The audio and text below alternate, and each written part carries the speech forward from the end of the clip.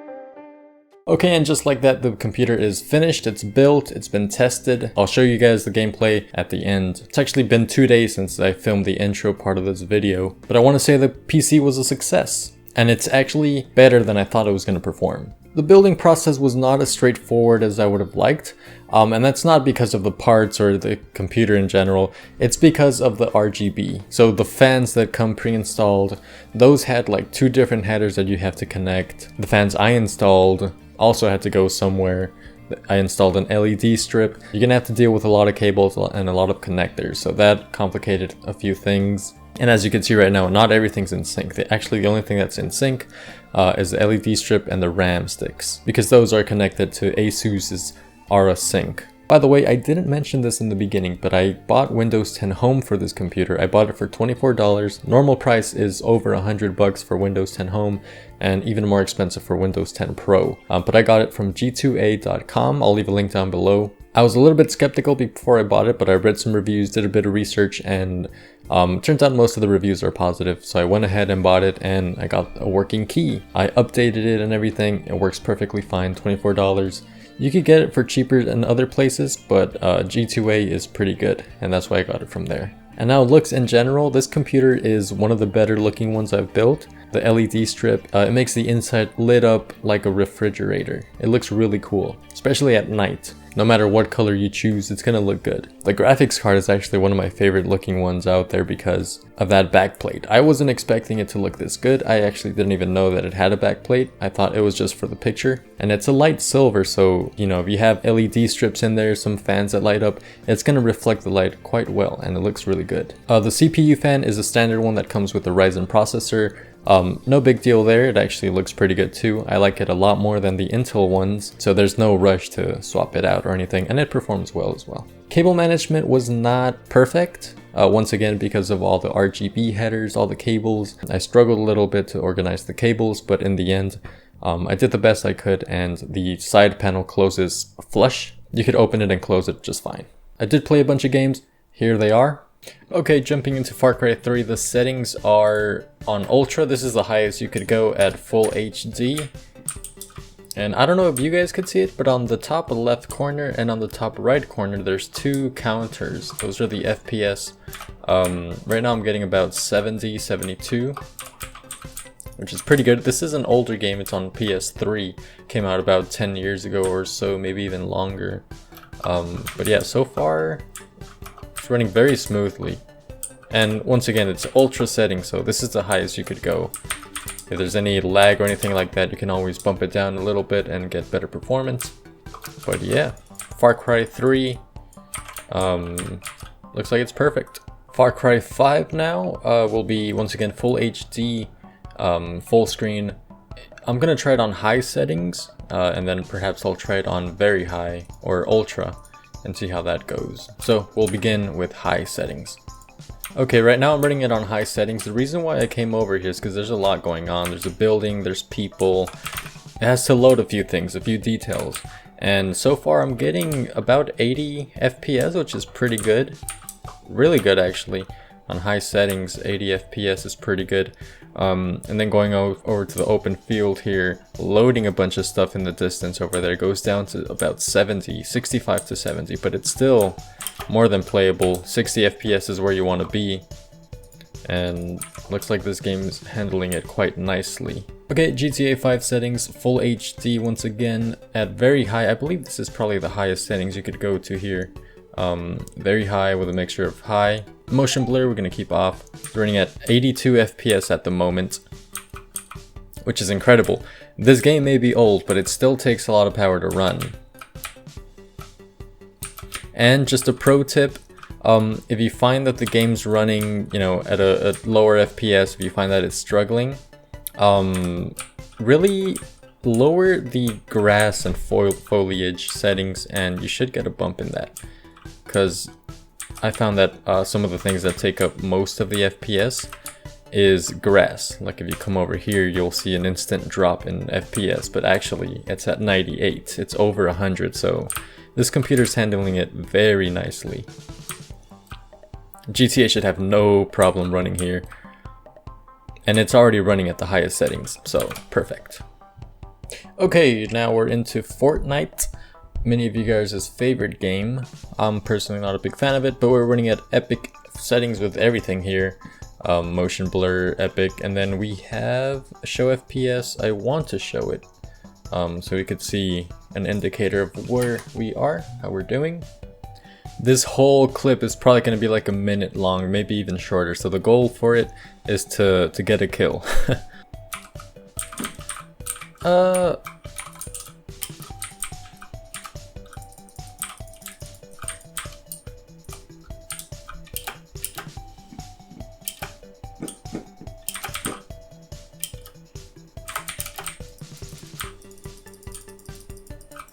No!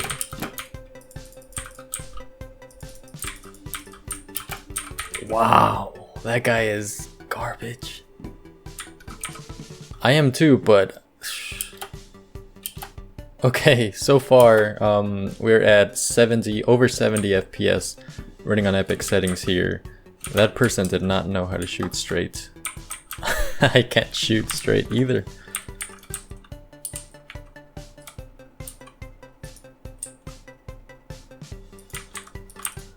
Wow. I surprised myself on that one. I gotta give myself a pat on the back. Okay, that's enough for FortNite. Okay, H1Z1 really quickly, 1080p, high settings, all throughout. Let's go. Oh wow, 4 remaining. So this is a game that I actually really liked when it was in its prime, but I never really got to play it a lot, so it was not good. I don't think I'll be able to get a kill here, but I'll at least see how it performs. I have to pick up a weapon. Oh, there's someone right there. He doesn't have a gun.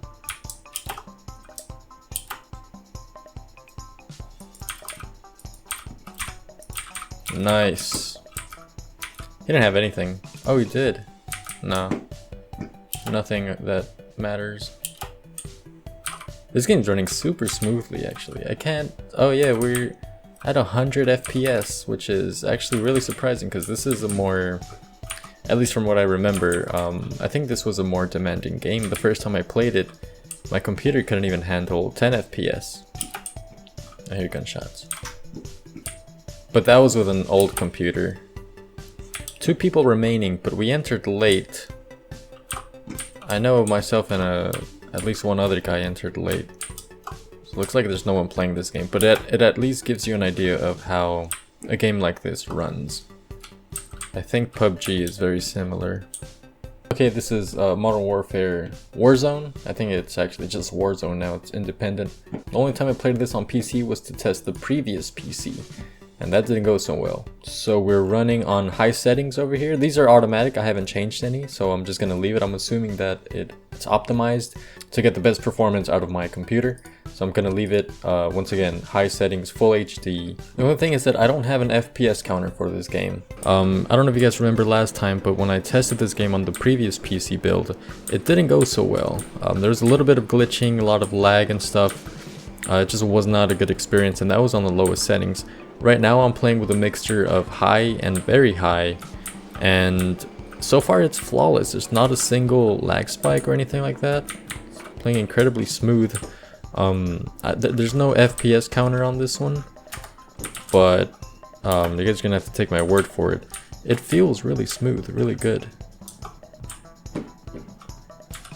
I have not ran into anyone except for that guy. Boom, first kill. And there's no FPS drop either. It felt as smooth as it could be, which is actually really surprising. I was not expecting that, but it's really good.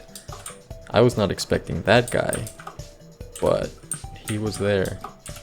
I heard another gunshot. In conclusion, this computer is actually really good. 600 bucks. I'd say it's completely worth it, every single penny. The graphics card and this processor make for a great combination. I was especially surprised with Warzone. Like I mentioned when I was playing the game, my previous build didn't handle it very well. There was glitching here and there. It took a while to load things.